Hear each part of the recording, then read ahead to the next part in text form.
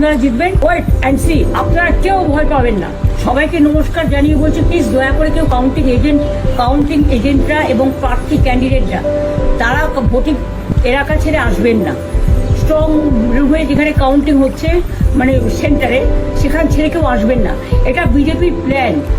প্রথম 2-3 রাউন্ডে আমি কালকে থেকেই বলছি যে ওদেরগুলো আগে দেখাবে, আমাদেরগুলো পরে দেখাবে।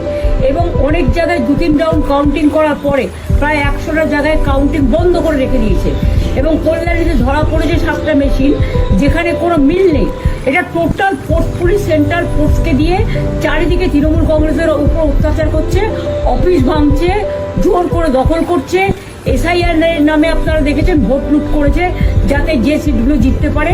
কিন্তু এখনো এমন 70টা সিট আছে, 100টা সিট আছে যেগুলো আমরা এগিয়ে আছি, সেগুলো বলছে না। টোটালটাই মিথ্যে নিউজ খাওয়াচ্ছে।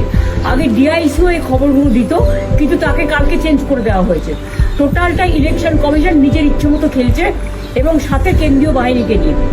এবং আমাদের পুলিশরা টোটাল মাথা নত করে কেন্দ্রীয় বাহিনীর আন্ডারে কাজ করছে। সুতরাং আমি আমাদের কাউন্টিং এজেন্টদের, আমাদের সমস্ত পার্টির কর্মীদের বলবো, অত মন খারাপ করার কারণ নেই। আমি বলেছিলাম সূর্যাস্তের পরে আপনারা জিতবেন। 3 রাউন্ড 4 রাউন্ড কাউন্ট হলেও এটা 14 রাউন্ড থেকে 18 রাউন্ড কাউন্ট হয়, তখন আপনারা জিতবেন। Wait and see, watch. আমরা সবাই আপনাদের সাথে আছি, আপনারা কেউ ভয় পাবেন না, নিশ্চিন্তে থাকুন। আমরা বাঘের বাচ্চার মতো